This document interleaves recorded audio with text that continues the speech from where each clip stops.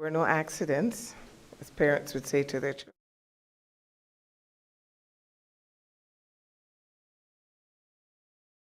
And now I've lost, no, I thought for a moment I had lost our micro keynote.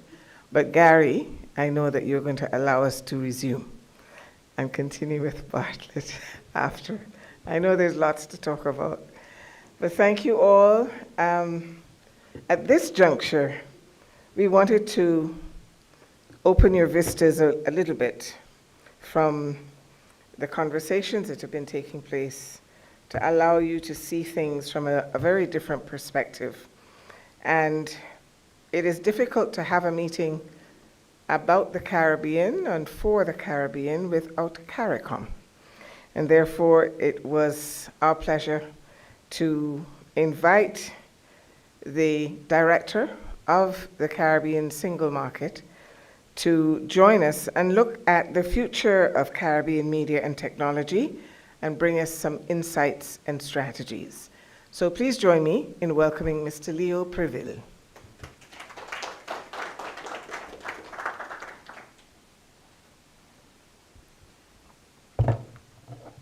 Good afternoon, everyone. I assume there was a protocol that is already established. Let's get this out of the way.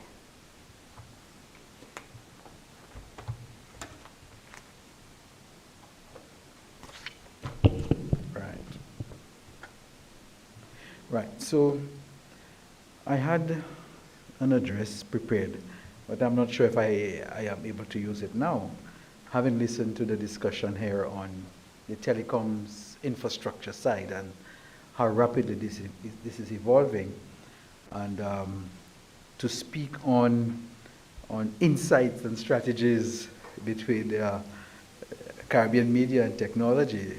It looks like you're chasing the ball around the park because it's moving so quickly. But I'm going to share what I have here, and I begin by saying that I was actually tempted to use AI to assist with this presentation. And I pondered on, the ongoing discussion on ethics regarding the use of artificial intelligence.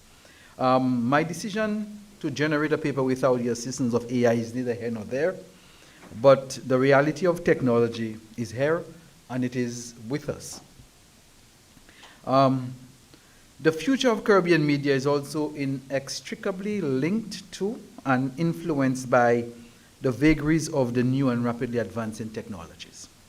And that is what makes this topic a genuinely interesting one. Today we gather to contemplate the future of Caribbean media and technology, a realm where innovation intertwines with tradition and where the digital landscape is transforming the very essence of how we communicate, entertain, and inform ourselves. As we look to the horizon and attempt to look beyond, we see a tapestry woven with challenges, potential, and perhaps even endless opportunities. So let's take a look at some of the challenges as we see them. The Caribbean is rich. The Caribbean, with its rich cultural heritage and diverse societies, and hence the ingredients to be creatively different, is buffeted on so many fronts by forces that seem to frustrate the best intentions of its people. And in the realm of media and the impact and use of technology, the challenges are no less daunting. The challenges reflect themselves in telecommunications infrastructure limitations in use right now. Are the people of the region exposed to the best and most appropriate telecommunications infrastructure for our circumstances? We see the challenges manifest themselves in smallness of our markets and the limitations this poses for the existence of competitive market forces to drive down telecommunications costs and expand service quality. I pause here because I have a telecom provider, and in my package I have paid for 500 MBS. That's what it's called? Yes. But when I turn on my cell phone at home and I look at the reading on my internet to allow me to do WhatsApp calling, I see 72. 72. So I say, but I'm paying for 500. So the question is, can I go and get, I'm a consumer now. So the consumer is paying for something he's not getting value. What is my recourse? Will someone refund me the difference?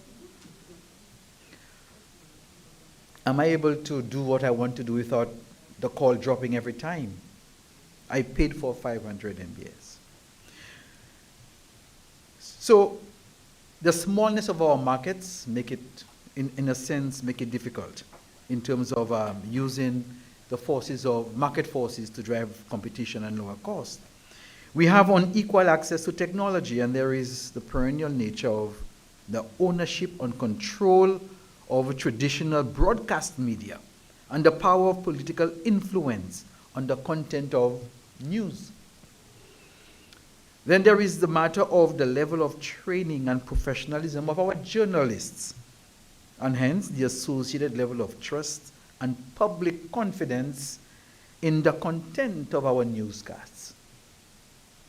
This, in and of itself, has the effect of driving people to turn to what they perceive as more reliable, unbiased sources for the news and information. And therein lies one of the most critical challenges facing Caribbean media and the impact that modern technology is having on Caribbean people.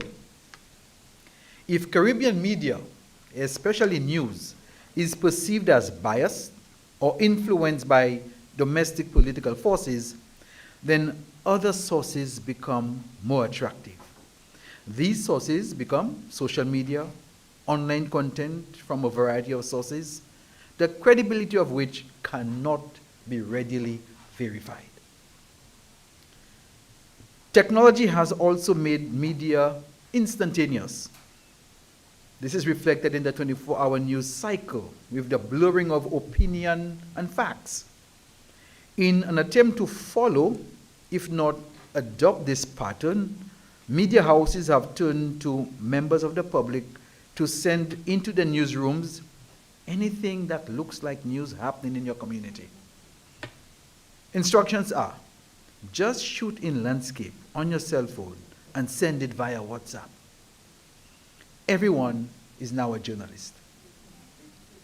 How much capacity do editors have in determining the veracity and credibility of what gets to their desks? To what extent is news content verified? Then we examine the context in terms of the stage of development of the Caribbean, and we ask ourselves, what should be the focus of the content of the media? What are the values and priorities that our media should be promoting, if at all promoting anything? Should the emphasis perhaps not be more on content that uplifts, educates, and promotes our people and our culture? The truth is, given the pervasive nature of technology today, our children, our people, are exposed to sources of information that are socializing us in a manner that, which quite frankly, challenges the very core of our value system. Are our leaders, political, academic, religious, and cultural, consciously aware of this? And to what extent is there an organized response to this situation? I posit that in the midst of these challenges lie the potential for positive transformational change. In envisioning the future of Caribbean media and taking on board the use of technology, it seems to me that we must do several things, not necessarily in the order presented, and certainly not sequentially. We would need to harness the power of innovation to overcome the challenges and obstacles already presented, which, as I indicated, is not exhaustive. This means that we must invest in building robust digital infrastructure that reaches every corner of our region, ensuring equitable access to technology for all. Moreover, we must prioritize digital literacy initiatives to empower our citizens to navigate the digital landscape effectively.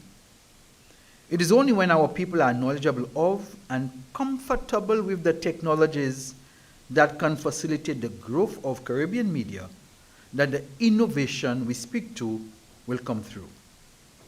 But beyond infrastructure and literacy, we must also address the content itself. And I understand there was significant discussion on content in other panels already. So in this area of digital abundance, the provision and consumption of content are undergoing a paradigm shift. New tools and platforms have democratized content creation, allowing voices from all walks of life to be heard. However, this democratization also brings with it the challenge of navigating misinformation and ensuring the quality and integrity of content that we consume.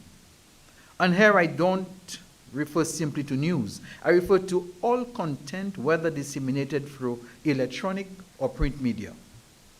After all, truth and fair editing of content is the only way forward, given what we have already seen in terms of fallout from the development of fake content and its continued disruption of democracy. We must therefore establish regulatory frameworks that foster innovation while safeguarding against the spread of misinformation. This includes promoting transparency and accountability among content creators and platforms, as well as investing in fact-checking initiatives to combat the proliferation of fake news. The future media, I put to you, needs to return to the steady hand of filtering the truth. How we achieve this needs to be perhaps examined further. This takes us to the realm of designing the content of messaging, which conveys meaning in a manner that connects with the present generation. To illustrate what I mean here, I recall that when I worked in media over 30 years ago, Caribbean media was using the telephone line, radio frequencies, free-to-air signals, satellite networks, and of course, good old LIAT for disseminating print and audiovisual material across the region. There was the earlier creation of the Caribbean Broadcasting Union, the Caribbean News Agency, with roles to support the building of a distinct Caribbean civilization and advancing the value of regional integration. Is there still value in such a concept as a Caribbean civilization? And if there is, then is there a need for a dedicated media operation to support this, not driven by commercial interest? I am biased towards reflecting and referencing the fact that the operations of CARICOM still need an active and engaged media for the benefits to be attained by the stakeholders, which of course also include the media, both traditional and new. We must ensure utilization of both to get maximum reach. Someone mentioned earlier on free movement. Was it Jerry? Yes. And where is it at? Can I ask a question? Anybody knows the date by which the heads give the latest decision by the heads of government, by which we will have full free movement of our CARICOM nationals? April 1. This year. I don't speak of April 1. I said the deadline was the 31st of March. And what does that actually mean, full free movement? And someone asked, I think someone made the point that perhaps full free movement would be the precursor to doing certain other things with respect to telecommunications. Well, the decision for full free movement is that you and me and all of us in the region who happen to be CARICOM nationals will have the right to move and enter any other member state that so agrees to, and stay indefinitely, and be able to seek employment without a work permit. And that ought to take effect from the 1st of April. After the 31st of March. And I speak to, because we're speaking about media and its impact. So what is envisaged here is what exactly? What is going to change? As we speak right now, CARICOM nationals have the right, once you present your passport at the port of entry, to enter into any other CSMA member state, and you automatically get the right to 6 months stay. That is right now. If you happen to be a holder of a skill certificate, and the skill certificate is awarded in 12 categories of skills, if you are the holder of a skill certificate and you arrive in a CSMA member state, you automatically get 6 months, but you also automatically get the right to work.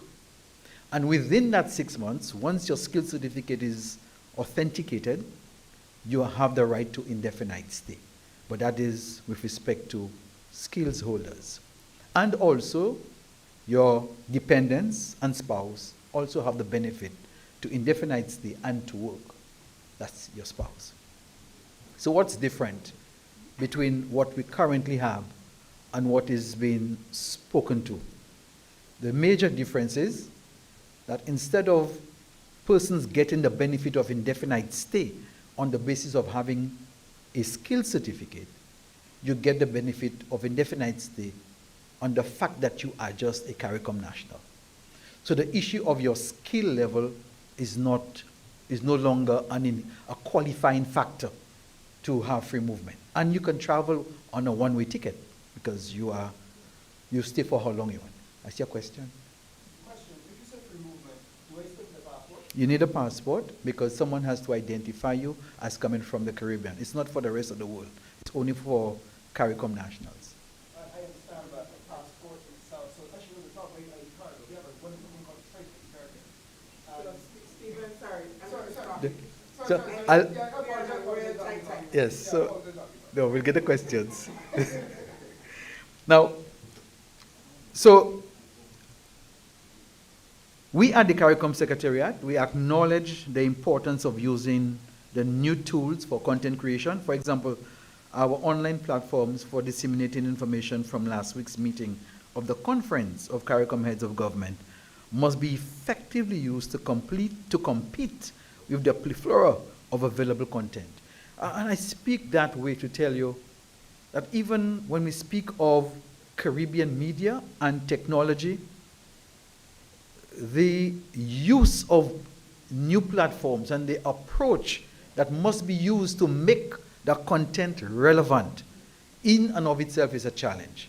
So the language that is used in communicating that decision from the heads, if it has to be on social media, if we have to use that type of Instagram or any of these, the whole nature and structure of what is being communicated needs to change. Can an institution such as CARICOM operate effectively in that space, where at the same time you're communicating, there is need for preciseness in terms of what you are legally saying, so that there is no misinterpretation of what your rights or obligations are. Then we must support the development of local content industries, nurturing homegrown talent and promoting authentic Caribbean voices on the global stage. This entails incentives for content creators, investing in cultural preservation initiatives, and fostering collaborations between traditional and new media. We must also pay attention to and prioritize digital inclusion initiatives to ensure that no one is left behind in the digital revolution. This means expanding access to affordable internet connectivity, providing training and resources for digital skills development, promoting the use of indigenous languages and dialects in digital content. In essence, Caribbean media now and in the near term must reflect Caribbean stories, our identity, and our reality. If this is not done, future generations will consume content which will shape a reality which is alien to their own circumstance.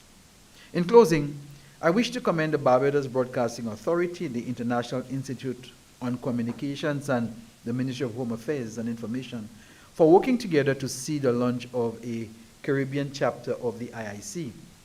This initiative is not only about future-proofing the Caribbean communications ecosystem. It is about taking action today that will support actions in CARICOM member states to address crime and violence, primarily among the youth who are increasingly exposed to cultures and value systems inconsistent with Caribbean values, and more importantly, Caribbean history and our reality. This is about protecting the future of our people and a Caribbean civilization as we know it. Thank you.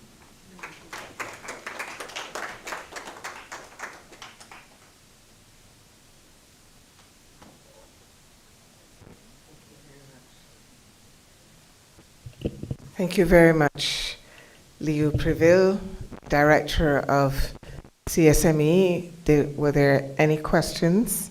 Stephen, you're banned until your panel this afternoon.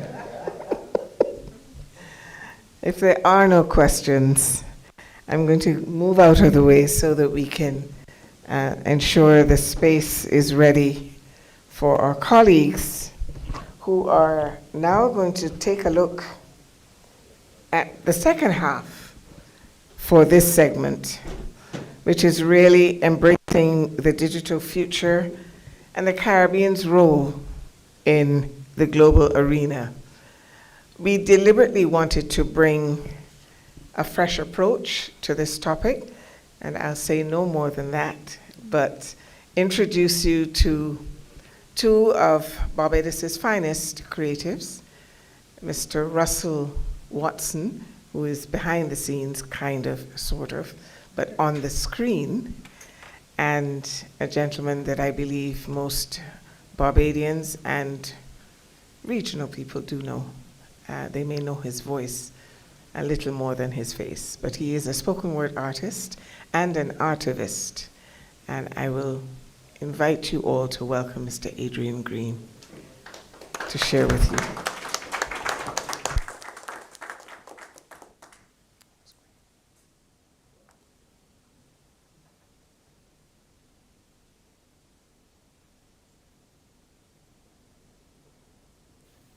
Good afternoon, my name is Adrian Green. I am a spoken word artist, art educator, social commentator, and cultural theorist born and raised in Barbados, a descendant of Africans enslaved and transplanted to the Caribbean. And this is significant because your position affects your vision. Your location affects what and how you see. Where you're coming from affects the story you tell and the angle you tell it from. As a Caribbean African, my story is one that has been overshadowed and undervalued as third world, third class, not classy enough to be classic. The Caribbean has had to fight to excavate its own buried and forgotten historical roots, roots which the modern world as we know it sprung from. When Walter Rodney talks about how Europe underdeveloped Africa, the flip side is how Africa developed Europe, and by extension the Americas. When Eric Williams exposes the relationship between capitalism and slavery, he clears the bush and wipes away the grease to allow us to see the hidden mechanisms of how the world as we know it came to be. C.L.R. James places the Caribbean as an inaugural site of a new, modern, global order or disorder. So when we face off with issues like the digital divide, we are likely to see the ghost of colonialism peeping from behind, and it will be impossible or at least implausible to ignore other issues like climate change, the global economic order, or the distorted narrative of world history. If we are truly interested in doing better than we have done before, the Caribbean has to insert itself into the global conversation on its own terms. We will have to have some hard, nuanced, sometimes emotionally and psychologically taxing communication. It may not always be pretty, may not always be nice. So in light of this fact, please do not be offended if in the course of this discourse good manners and accepted etiquette are suspended. You may freely splurge on curse words and condemnations after my verbal purge has ended. I have had 500 years of pent-up tears and emotional constipation. My life history is wheeze and I can barely breathe through generations of mucus congestion. And after having to eat my own words and swallow my own pride and being force-fed white bread, ram and molasses, no more lashes, no more lashes. After learning to savor the taste of the waste that the vultures left back, my cerebral cortex has developed a gag reflex. It's as if my mind and body automatically protest against the things my spirit has had to ingest in order to be allowed to exist. So please remember to weave and blob as I lob globs of emotional vomit. Bits and pieces of incompletely digested information will fly across the room. In fact, they litter the nation everywhere. Regurgitated religion, regurgitated political systems, regurgitated educational systems, regurgitated legal systems, regurgitated systems of communication.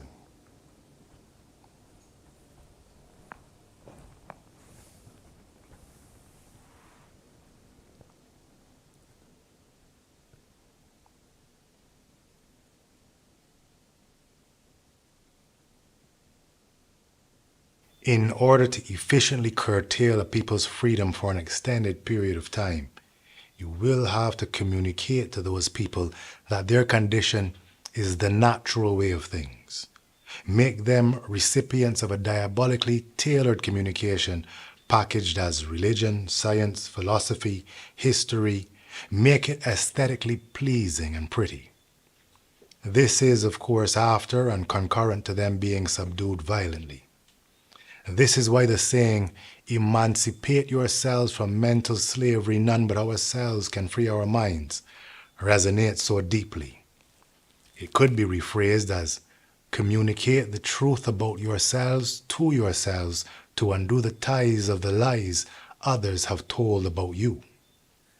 There have been heroic efforts by several sons and daughters of this region to change the tone of Caribbean communication. More easily said than done when your communication ecosystem is not necessarily controlled by you, or you are still controlled by the stories told about you. When your communications infrastructure is not wholly yours, when the economics of your communications means you speak to service someone else's ears, you dance and gesture to move someone else's feet, communications for emancipation sometimes has to go maroon, retreat back to the hills of the basic, fundamental, primal technologies of the body and the voice, gesture, and speech. So it is without apology that I stand here in a tech-focused conversation as a low-tech spoken word artist and say to you that this is spoken word. Not exactly poetry, not exactly speech, and not exactly drama. And herein lies the dilemma. Even though this piece long like a good schoolgirl uniform, it does not conform to the norm of what you would expect to see performed on stages like this one. If this piece had a headmaster, it probably would have been suspended a long time for not towing the line, for breaking rules not so carefully defined. If this piece had a principal, it probably would have get sent home. For reasons as simple as the author of this piece here does hardly ever come. But this is a revolutionary piece in the spirit of Gil Scott-Heron. But this time the revolution will be televised, just not commercialized, because it's not commercial. It is, however, controversial, so it will never become an advertising jingle or a #1 Billboard hit single. It's all about bringing power to the people. And as a great poet once said, we can no longer allow ourselves to be sheeple. So let this piece be shouted from way on top the steeple, from all radios, magazines, TVs, and from all mass media. If you are looking for this piece, you will find it in the encyclopedia, under Freedom Fighter, alongside names like Lumumba, Kenyatta, Asata, Ashantiwa, Bassa, and Nat Turner. This is a mental and spiritual plantation burner. This is a church, and I ring in the bell out. It will not conform, backslide, nor sell out. When temptation comes upon this piece, it will say, behind me, Satan, get the hell out.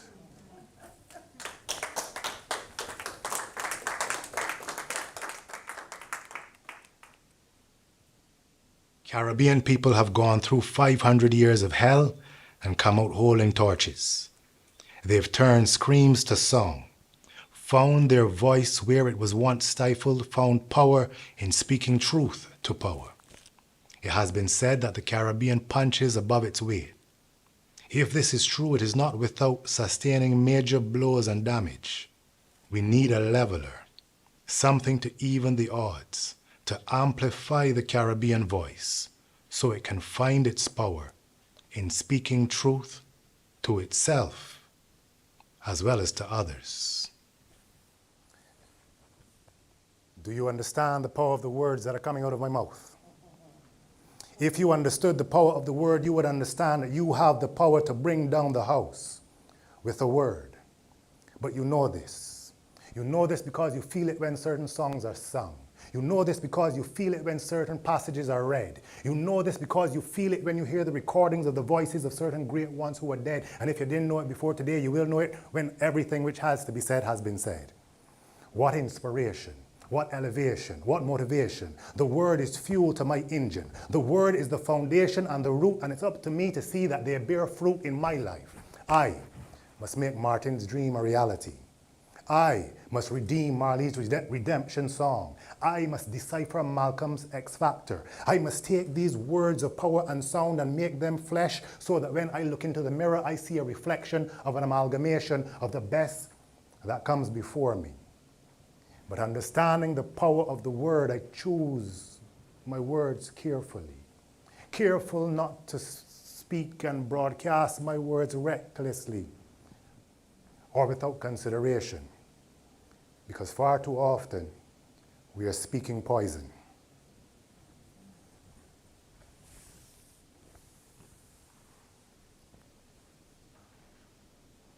Less than the construction, cultivation, and communication of new realities. It is the art of reality construction.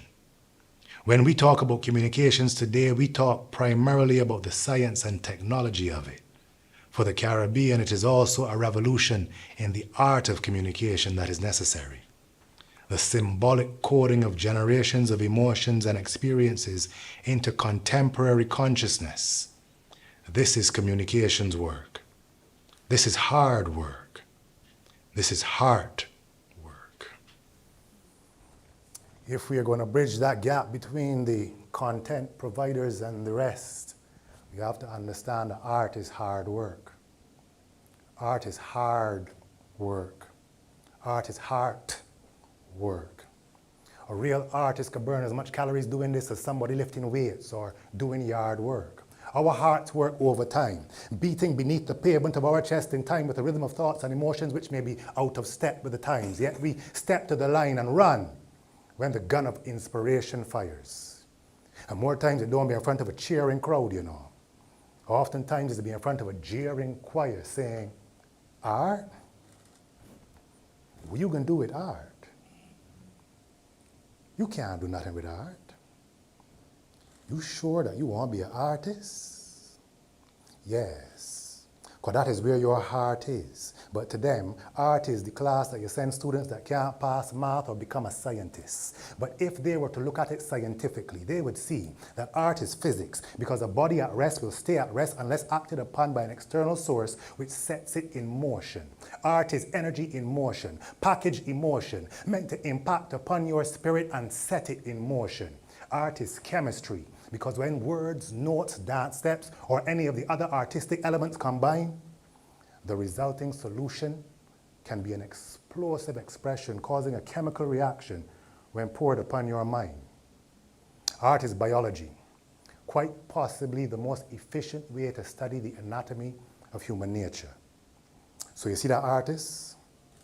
That artist is a master who can make your heart beat harder, your blood pump faster, goosebumps jump further across the surface of your skin than cold weather, without ever touching you, seeing you, or knowing your name, make you step back, or sit down, or jump up, and hold your head, and call the Lord's name in vain, permanently stain your brain with his or her personal expression. And even if you didn't like it, you can't forget it, because that artist must make an impression. But even when you've done it, they always got some who would never like to give you your credit. if they open their mouth to talk about you, it's always a debit. You look them in the face, they will deny that they said it, but you see it in the face, plain as if you're ready. It's a dreaded, could make you lose heart. Can't get up in the morning, always a hard start. But if you know in your heart that you pushing hard, push it even harder than half a prom card. Let them pull you down if them feel like them smart. Continue to wear your crown. Let them play the clown part. So you see me?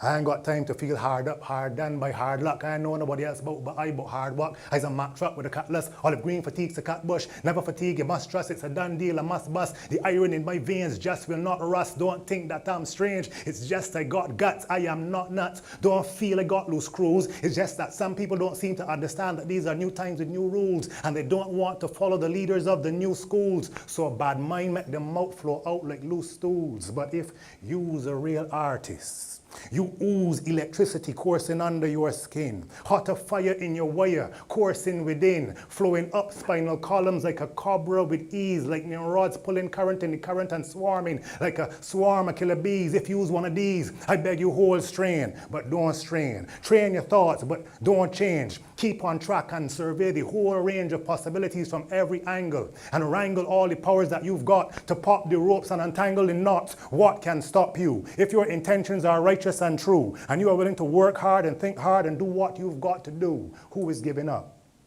Certainly not you. You's a rock too, an unstoppable object, an immovable force.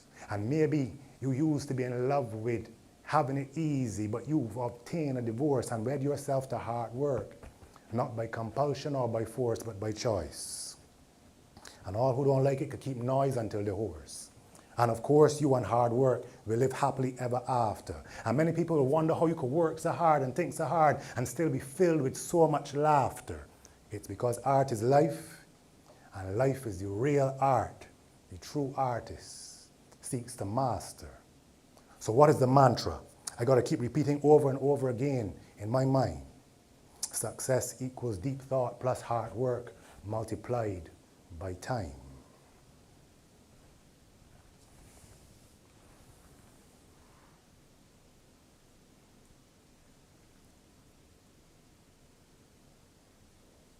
When the heart and the brain, the mind and the body are in alignment, when the primal technologies of gesture and speech are respected and complemented rather than consumed by newer technologies, there is no telling what we can do. We have what it takes. You have what it takes. So the situation is truly, truly challenging. But what else is new? It has been challenging for the last 500 years. Our ancestors believed that we had what it takes to overcome. We must believe that we have what it takes to overcome. Right? We have what it takes, that I have what it takes, that you have what it takes to pull your foot off the brakes of your life and accelerate towards the destiny that is your final destination. And anything less would be a total desecration of the sacred temple that you are, because you are blessed with visions that only you can see. You've been given dreams that only you can make a reality. And to rob the world of your unique contribution would be a tragedy, because you have what it takes.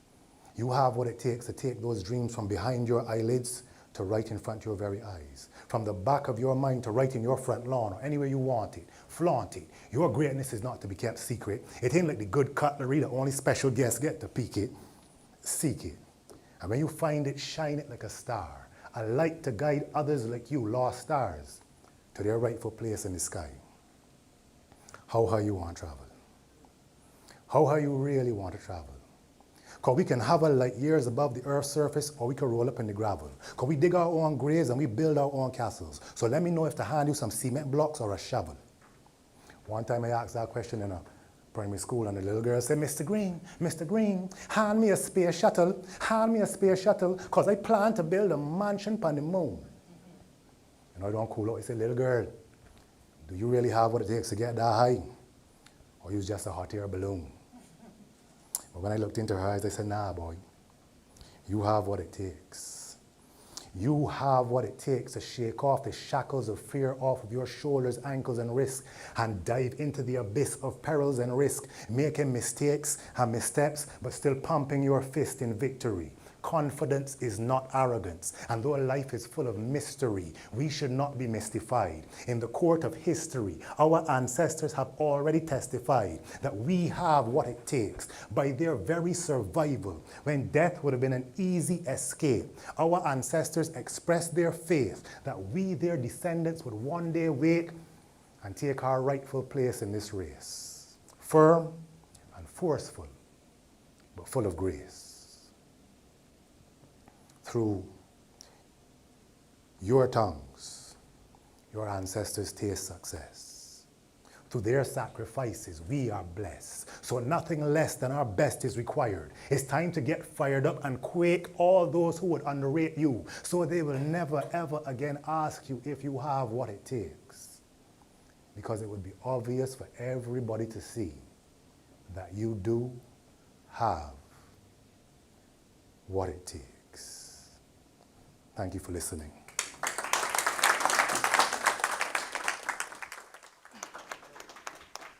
Ladies and gentlemen, that is really a wonderful opportunity for us to have done some introspection on the breadth and depth of the mandate that we've given ourselves as the Caribbean chapter to be true and honest to the fundamentals of what we're trying to do as a region and as a people, and using the Caribbean to get its message to the world, and moving from just being downloaders to uploaders of what we create.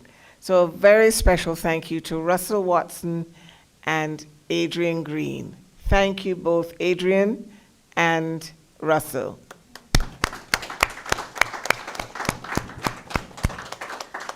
So I know that you want to put me in the doghouse. I'm going to cut your afternoon break by just 5 minutes.